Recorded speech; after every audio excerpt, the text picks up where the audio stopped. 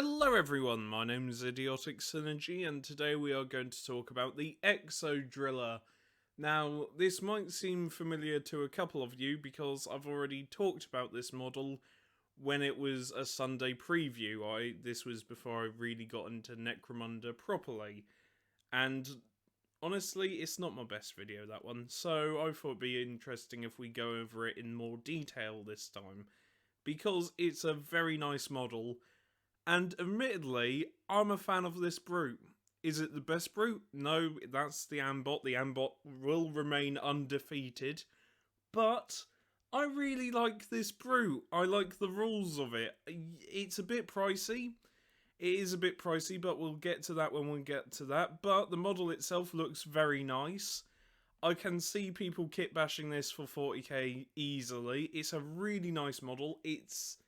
I've already said all this before, it feels weird going over old ground, but is a very nice model, and I like the variation in the kits and the guns it has. It's a decent model. Rules-wise is where things get interesting, so, without any more interruption, let's get into it, shall we? It's a very nice model though, probably one of the best models for squats currently. So these are the rules for the Exo Driller, and it is very nice. It is 250 credits, which is a little pricey. I mean, you might as well go with the Ambrute. The Ambrute. I've made up a new brute, but basically this one is a nice choice if you got credits to burn. However, you should always go with the Ambot because the Ambot is the best. Fight me. Anyway, let's go through its stats, because it is quite surprising. Movement 4, which is nothing special. Weapon skill 4, again, nothing special. Ballistic skill 3, which is very, very good, as considering the other option for this weapon is the heavy bolter, and it's a special type of heavy bolter. Ooh, same with the heavy flamer, because the heavy flamer is called something different because it's got its name in brackets. Ooh, special. Anyway, strength 4, toughness 5, again quite good. Strength 4 is average for brutes, but toughness 5 is very nice to have, always. Wounds 3, which is good, especially as you're paying 250 credits. Initiative 5. Now, initiative isn't going to matter a whole lot, and I'll explain what I mean in a minute. Attacks 2, which is average. Leadership 7, cool check 6, willpower 6, and intelligence 7. So, on the whole, it's pretty good. It isn't 250 credits good on its own, but again, it is pretty good.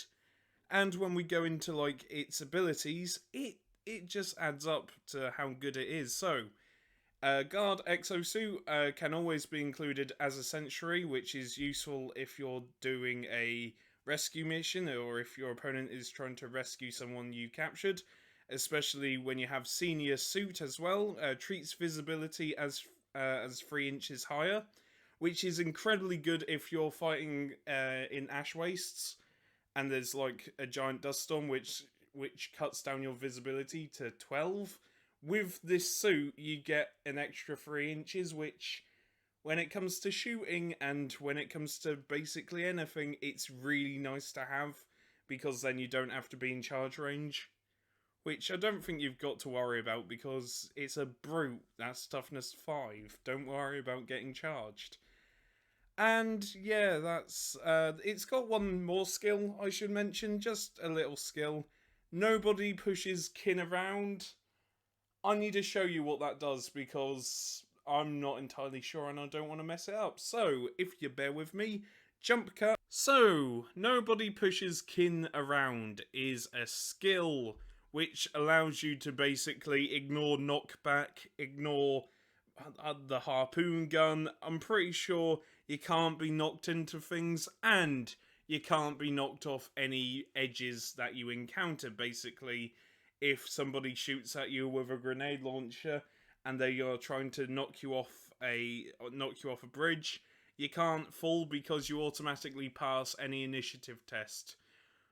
Also, I have to ask that because you can't fail for any falling tests, does this mean you can jump across somewhere and just auto pass? Because if that's the case, that's really useful. Basically, I forgot what it's called, but you can, if there's like a gap in the scenery and you're trying to jump across, you have to do an initiative test. But if you fuck up, then you fall, obviously, because, you know, there's a gap. You tried jumping a gap. But with this ability, does that mean you auto pass it? And I've got a feeling I might have gotten something.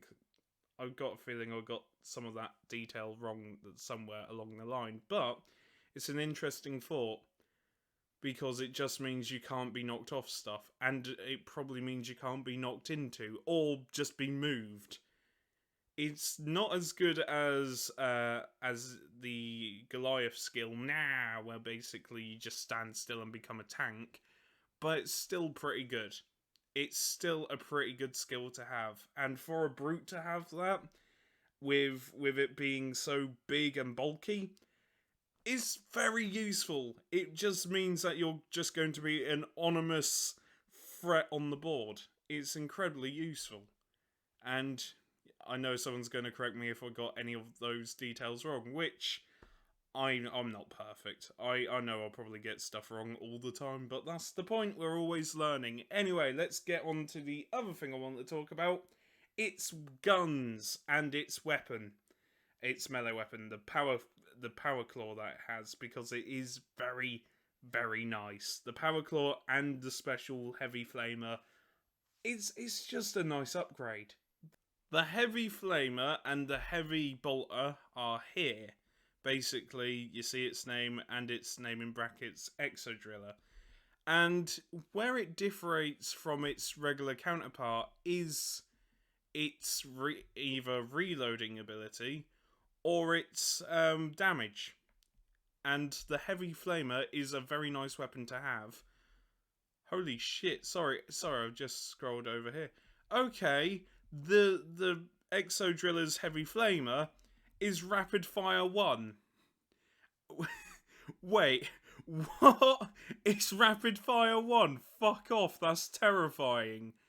Okay, it does mean that if you get the reload check, you are going to have to reload the flamer on a 5. However, it's not unwieldy. It's got blaze, obviously, because it's a flamethrower, but it's got rapid fire, meaning you can get 3 hits with a rapid fire flamethrower, a strength 5, AP -2, and damage 2. That's brilliant. That really is. Okay, if that's the flamer, then what about the bolter? So this is we aren't going to worry about the gunk bolter. The bolter is +1 to hit at short range. Range is pretty much the same. Rapid fire 3, not unwieldy. Oh my god, rapid fire 3. 3 shots, maximum 9 hits. That is fucking amazing. Okay, I can see why people would want to bring this for 50 credits. That's brilliant, that. And to reload it, it's only a 5. Well, with the standard, that's brilliant. I can understand why people might choose Bolter, but you are paying 300 credits at that point. And though it is very nice to have a really good heavy Bolter, 36-inch range as well, it's just a really good weapon. I understand why people might want to spend 50 more credits on the heavy bolter. However, the heavy flamer, that's just insane. That really is rapid fire 1 for a flamer. It means you can just incinerate someone to atoms at that point. That's really fucking cool. That is really cool. That's really impressive. Also, its melee weapon, if I can find it, if you bear with me. Close weapon, it's a power claw. There we go. The power claw is strength of the user, so strength 5, AP -1, damage 2. Got pulverize, which I've already been over. Pulverize is one of those abilities you look at and go, Interesting. That is really fucking cool. I didn't sorry. Because I spent too much time trying to find the heavy flamer. I didn't really get to see the traits. That is really good. A heavy flamer with rapid fire is very good, but the bolter is also really good, and it's 500 not 500 credits. God no, it's 300 credits with the heavy bolter. That's really quite good. Costly, and the ambot is better because you can shove it in any gang. Also, it's got infiltrate, well, this one doesn't, so you are going to have to sort of suffer through getting shot a lot, but it can't be knocked back. Can only get pinned, but can't get knocked back. And also, you can't shoot it off an edge. That's really quite good. That's fucking brilliant, that. And I know it's got one other weapon, the seismic, not seismic cannon, it's the seismic cruncher. Oh, hang on.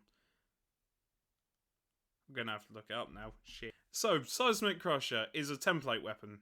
Very nice. Strength, that can't be strength 2. Yep, I got, that's strength 2, alright, in fact. Yep, strength 2. Why you strength 2? Well, I sort of understand it. Damage 1.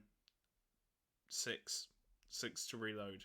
However, it's not really a gun that you use to concuss, to kill people. You use it to concuss and seismic, which means auto pin. Anything with seismic, auto pin, and concussion, -2 to your initiative. It's a template weapon as well. So basically, if you combine that with the flamer, oh, you must really hate your opponent if you combine that with the flamer. Sorry, if your opponent survives being burnt alive, they're going to become pinned and concussed. That's evil as shit. I love that. You can combine the two. Just, yep, you're either going to become blinded or just burnt alive, fucker. That's really quite good. However, damage 2, no AP 1, it seems a bit weird at first, but I sort of understand it. Basically, if you're about to be charged and...